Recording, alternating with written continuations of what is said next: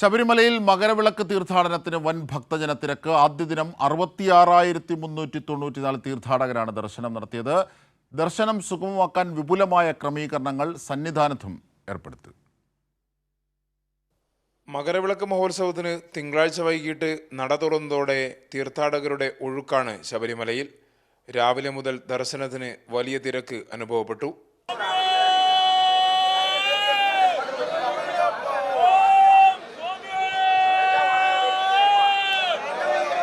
ഇതര സംസ്ഥാനങ്ങളിൽ നിന്ന് കൂടുതൽ തീർത്ഥാടകർ എത്തുന്നുണ്ട്.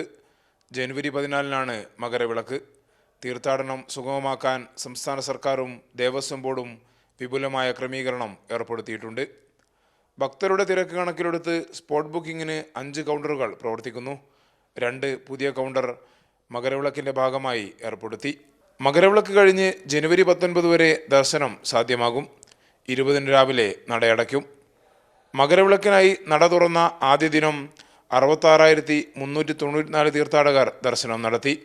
ഇതിൽ 15,655 പേർ സ്പോട്ട് ബുക്കിംഗ് വഴിയും 3,479 പേർ പുല്ലുമേട് വഴിയുമാണ് സന്നിധാനത്തെത്തിയത്.